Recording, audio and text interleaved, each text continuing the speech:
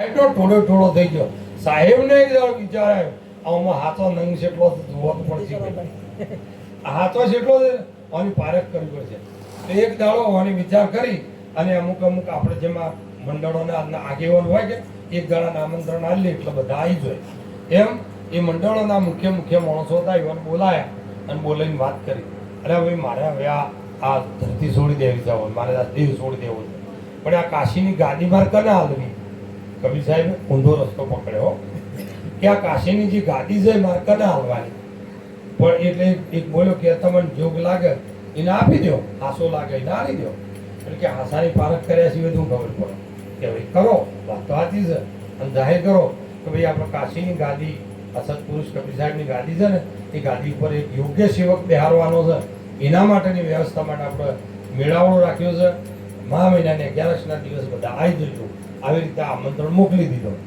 એટલે મારા જેવા ડુપ્લિકેટ વાળ ઓળાઈ અને પહેલી લાઈનમાં બેસી જાય, આપણો મેળ પડી જાય તો આપણો મેળ પડી જાય તો પહેલી લાઈનમાં બેસી જાય.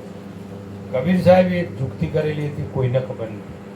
એક દિવસ એક વિશ્યાના ઘેર ગયા અને વિશ્યાને જઈને કીધું કે હે માં, જો વિશ્યાને માં કે સંત છે ને એ વિશ્યાને માં કે, અને જગત છે ને સતીનું વિશ્યા કે. આટલો ફરક છે જગતમાં ને સંતમાં. એટલે વિશ્વાને બે હાથ જોડીને કીધું, માં તું મારું કીધું કરે ને તો હું તને મોક્ષ આપીશ. શું છે હું કહેવા છું કહું તો અમારે 11નો મેળાવડો છે અને બરાબર સત્સંગ જોમ્યો હોય મારું સત્સંગ અને તારું ઊભું થવાનું છે. કબીર સાહેબ, તમારે સમાધિ લેવી હોય તો લ્યો, જે કરવું હોય કરો, પણ તમે રોજ મારા અહીં આવતા એના પૈસા બાકી છે આપી દો. એટલે પેલો કબીર સાહેબ પેલી વિશ્વાસ શું કહે છે, પણ બાપુ આ મહેલામાં જ થયું કે મારું કીધું કરે ને તો હું તને મોક્ષ આપીશ. સંત કદી કર્મના સરવાળા ના મારે અને ભારત તો જીસણ કદી પીર ના થાય. એ સંતને સંત છે ને કર્મો ઉપર ઘા કરે અને એક ગાય કર્મનો નાશ થઈ જાય થાય. પણ આપણો ઘા કરવાની આપણા અંદર તાકાત નથી. આ કબીર સાહેબ સેવા શિષ્યો છે. જુઓ, વેશ્યાને હા ના કરીને તૈયાર કરી, એવી રીતના કસાઈને તૈયાર કર્યો, એવી રીતના દારૂડિયાને તૈયાર કર્યો. આ 3 પાત્રો તૈયાર કર્યા. 11 આવી અને ટોળો આપવા માંડ્યા. કાશીની અંદર સંતો ના હમણાં સાહેબ, આટલા સંતો ભેળા થઈ ગયા. અને કબીર સાહેબ સ્ટેજ ઉપર બરાબર ઉભા થઈને સત્સંગ કરતા હતા અને વેશ્યા ઊભી થઈ કે સાહેબ, તમારે સમાધિ લેવી લે તો લ્યો, અમારે તમારી સમાધિથી કોઈ લેવા દેવા નહીં, પણ તમે રોજ મારા અહીં આવતા એના પૈસા બાકી છે, એ પૈસા આપી દો. એટલે પેલી સભા બેઠેલી હતી ને તો આડા આવડી જોવા માંડી. હું તને કહેતો તો આ નંગી સેવા છે તો મને પહેલથી ખબર હતી, પણ તું લઈને હેડો આવતો, તું લઈને હેડો આવતો. ઉઠો કોઈ ના બે હાય 50% ઉઠીને જતો રહ્યો સાહેબ. આ બધા કાસા કોરોના બીજા અમારે ભક્તિ કરીએ કે કાસા કોરોના હોય બીજાનો વાપરીએ. તમારા ભીતરમાં વાદો વાગે છે ને, હોભળવું હોય તો રિયો હોભળો. આ દુનિયાનો વાદો નહીં હોભળો. અને દુનિયાનો વાદો જો સુધી હોભળશો ને ત્યાં સુધી ભીતરમાં વાજુ વાગે છે, કદી હંભળાય નહીં. તાલ પ્રખાજમાં મૃદુંગ બાજી બંસરી બાજી ઘેરી ઘેરી કોઈ મળો બ્રહ્મના ઉપદેશ. ડુંગર માંથી ઢોલ વાગે કયો નગારો શેલ ચડ્યો, એમાં બંસરી બાજે ઘેરી ઘેરી કોઈ મળો બ્રહ્મના ઉપદેશી. આવા પુરુષો મળે ને તો આપણો ફેરો સફળ થઈ જાય. થોડીક વાર થઈને પણ થોડા વિચારવાળા થાય બેઠા અને વળી કબીર સાહેબે સત્સંગ ચાલુ કર્યું. બરાબર સત્સંગ જોમી સર પેલો દારૂડિયો ઉભો થયો કે મહારાજ, તમારે સમાધિ લેવી હોય તો લ્યો, પણ રોજ મારા જે કોથળી લઈ જતા એના પૈસા બાકી છે, કોણ હાલા સર? આમાં કોકને કહેવરાઈ દો. એટલે પેલા કે જો વેશ્યા ભોગવી, દારૂ પીધો, આ નાલાયક માણસ ના કહેવાય.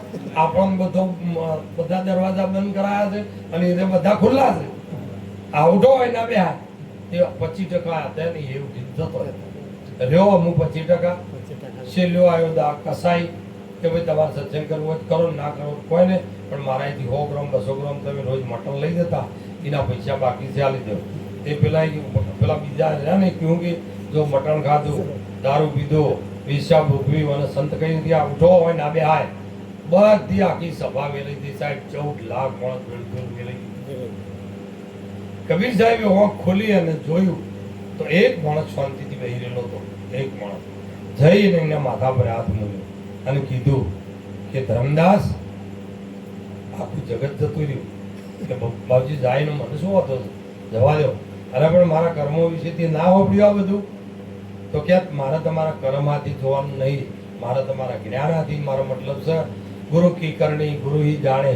આ એ દાડા સાકી બોલવાની થશે. ગુરુ કી કરણી ગુરુ હી જાણે, ચેલા કી કરણી ચેલા, સાધુભાઈ ઉડી જાવે હંસ અકેલા.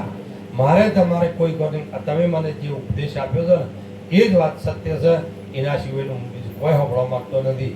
એટલાથી કબીર સાહેબે પહેલો ઉપદેશ ધરમદાસને કર્યો. કહેતા કબીર સાહેબ સુન ધરમદાસા, અને એના પછી ઉપદેશ ચાલુ થયો. અને એ ઉપદેશ જે આપ્યો ને એ ટક્યા. અને એ બધા આચાર્યો થયા. એ બધી આ કોઈ ભણ સાહેબ, રવિ સાહેબ, આ બધા જીવણ સાહેબના બધા એ પાક્યા. આ રત્નોસે સાહેબ રહે. એટલે કહેવાનો મતલબ મારો શું છે, આપણે ગુરુનો છિદ્રો જોવાનો નહીં, ગુરુના જ્ઞાનની તપાસ કરવાનું છે. અને જે ગુરુના જ્ઞાનને પકડશે ને એનું જીવન ધન્ય થઈ જાય, એનું જીવન તરી જશે. એટલે રામદેવજી મહારાજે કીધું, નહોતા મેરુ નહોતી મેદની, નહોતા ધરણી ને આકાશ, ચંદા સૂરજ દોનો નતા, તેથી ધણી હતા આપો. હા, આ સતારમાં પડ્યો છે ત્યાં સુધી ના રણકારો ના ને હવે, પણ દાડીને આમ કઈ ટકોરો મારી છે ને એટલે એમાંથી રણકાર ને હવે. અને એને કબીર એમ પૂછે છે કે કોશીનો રણકો ને દીવાની જ્યોત સંતો કયો જઈ સમાણી. આ દીવો હમણાં લઈ જા, એની જ્યોત કદી જતા પાડી આપણે. આ જ્યોત કયો જઈને સમાઈ જાય, ક્યોથી આવી હતી અને કયો જઈને સમાણી. કોશીનો રણકો એટલા મંજૂરો આમ કઈ ખખડી છે એટલે ત્રણ દઈને થાય છે, પણ તમે તમે ધીરે ધીરે કોન મોડો તો એ રણકાર પાછો જ્યોથી ઉપડ્યો હતો ને એ જ જઈને પાછો સમાઈ જાય, બીજો ક્યાંય જતો નથી. એમ આપણી ઉત્પત્તિ જ્યોતિ બ્રહ્મથી ઉત્પત્તિ થઈ છે અને બ્રહ્મ જ સમાય છે, પણ આપણને વાસના ભટકાવે છે. એટલે વાસના આપણને ઠેકાણું પડવા નહીં દે. તો વાસનામાંથી મુક્ત થવા માટે ગુરુ આપણને વિજ્ઞાન શીખવાડે છે, પ્રયોગ શીખવાડે છે કે ભાઈ તું તારા બે વખતની નજર તારી નાકની અણી પર રાખી જે શ્વાસ આવે છે ને જાય છે એની પારખ કર, એની પારખ કર. અને એની પારખ કરતો ઈશ્વરની પારખ થાય. બોલે બોલાવે સબકટ, બોલે સબકટમાં રહ્યો સમાય, જણન જણન જણ ઝાલરી વાગે. તો આ ઝાલરી શો વાગે, શો સંભળાય આપણો. હકીકતમાં ઝાલરી વાગે છે એ જગ્યાએ. આપણો દીવાબુન ભજન ના બોલ્યું, મને હંસા નજરે આવ્યા. કઈ જગ્યાએ આવે? એક બાજુ કહે છે કે ભાઈ એ તો દેખાય એવું નહીં. સાચી વાત છે કે નહીં કહેતા? તો આ કબીર સાહેબ બોલ્યા છે કે મને હંસા નજરે આવ્યા, મને પંછી નજરે આવ્યા. પણ આ હંસ પક્ષી કેવું હતું? ચોચ નથી, પોખ નથી, કાયા નથી.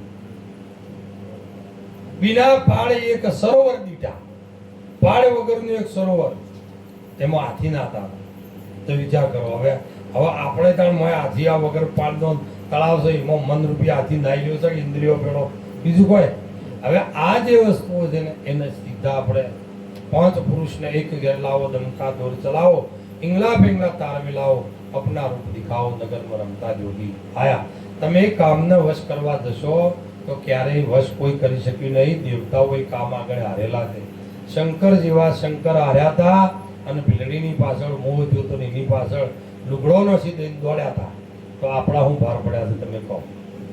એટલે આ બધાને વશ કરવા જાઓ ને તો આપણી વેળાવતી વહી થશે. પણ તમારે એનો વશ કરવા નહીં, તમે એનું કીધું કરવાનું ખાલી બંધ કરી દો.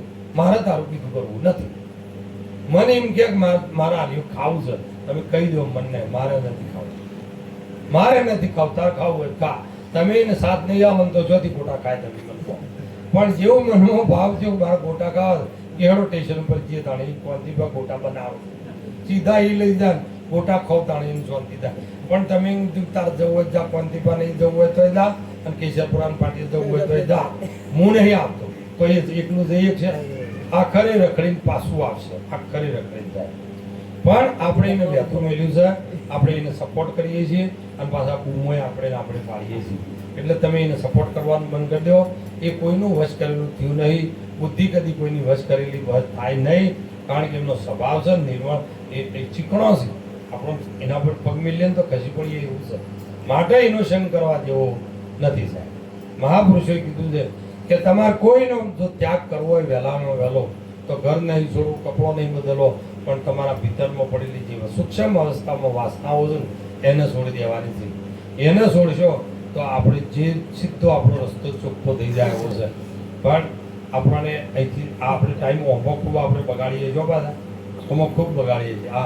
આપણે ધ્યાન કરવાનું, ભજન કરવાની વેળા હોય ને એટલે આપણે હોય હરિહરી કરતા હોય, જે બેહવાનું છે એની જગ્યાએ હરિહરી કરતા હોય એટલે આપણો સમય બગડે છે સાહેબ.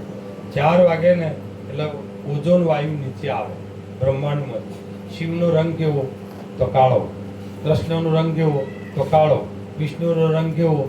તો કાળો. બ્રહ્માજીનો રંગ કેવો? તો સફેદ. હે ગોરો. વિષ્ણુ આ બધા ગોરા આયા ને એ પણ જે આ કાળો રંગ છે એના મતલબમાં એ કાળા નતા, પણ 4 વાગે ને ઓઝોન વાયુ જે નીચે આવે છે જે તમારો સહસ્ત્ર ચોટીનો ભાગ, પહેલા આપણે ચોટીઓ રાખતા, હવે એ પ્રથા બંધ થઈ હતી. ચોટીના ભાગમાં સહસ્ત્ર નામનું ચક્ર આવે છે, ત્યાં શિવલોક છે. એટલે ત્યાંથી પ્રવેશ કરી અને આપણા નીચેના સેન્ટરોમાં આ વાયુ કામ કરે છે, જેનું નામ ઓઝોન છે. એ 4 વાગે ઉઠી અને તમે એ વખત ઊંઘી ગયા, 100 વાગે ઉઠી અને બેહવા દો, પેલો ઓઝોન તમારી વાટ જોઈને બેહીરો કરો. હે ભાઈ, હે જે ઠાર પડે છે, આપણે ઠાર નહીં કહેતા, ઠાર પડ્યો જબર. એ ઠાર તમે વેળાસર ઉઠો તો ઠાર તમને અડે, અને પછી 9-8 વાગે ઉઠો તો સારી રાત હોય બેહી રહ્યા અને ઘેર જઈને હોઈ રહ્યા, અને ઘરવાળોના ખેતરમાં જવાનું ટેમ જોવે, અને પછી ઘડી થાય ગોદડું બાપડું લઈ લે, ઉઠો કે હા મારી ઊંઘ બગાડે છે, તી આખી એની જિંદગી બગાડી છે. આવું ભજન ના હોય, આવું ભજન ના હોય યાર. સાચી વાત છે, સાચું કે છે. ઉઠું બધા મને આમ કોમું પડવું છે, પણ ના, તમારી ઊંઘ બગાડતા તો ઊંઘ બગાડ પડે, એનું જીવન બગડી. 4 વાગે ઉઠી જવું જોઈએ, અને ભજનનો ટાઈમ છે. એ આપણે ઠાકોરભાઈ જો મંડપ વધેલો હોય ને તો એવા હવારોનો સાલ થયો, બીજા દાળ હવાર સુધી રહોડું હોય. પણ પટેલના ઘેર જો ને તો મેં લસેલું હોય 12 થી 2, અને જો હવા 2 ગયા ને તો કાગડા ઉડતા હોય, કોઈ ના હોય સાહેબ. મોણસ ના હોય ને રહોડું ના હોય. જો એ 12 ગાળામાં જ્યાં તો ખાવા મળ્યું, અને જો ના જ્યાં ને તો ભૂસા પાછો પડે. આ વસ્તુ છે સાહેબ. એમ ભીતરમાં જે વખતે ચેતના કામ કરતી હોય છે એ વખતે આપણે ઉઠી જઈએ તો આપણું જીવન ધન્ય થઈ જાય છે. અને એ ધન્યતાને પ્રાપ્ત કરવા માટે આપણે બધા આજે ભેગા થયા છીએ, અને ઈશ્વર ભજન આપણે કરવાનું છે. ઈશ્વર ભજન કરજો, 10 મિનિટ એનો ટેવ પાડજો, એ સ્વભાવ કરજો. એક મન થઈને અલગ આરાધે તો પ્રભુ પધારે નામ દ્વારે.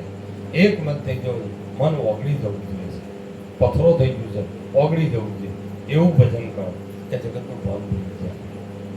એટલે ભજન માટે ભેગા થયા છીએ. ભજન ખૂબ કરજો, અને જતા જે શ્વાસ બચ્યા છે, જેમ હાલામાં હળગેલા હાલામાં ફોડા પાર ખેંચી લઈએ, એટલા બચી જાય એટલા કોમ ના થાય.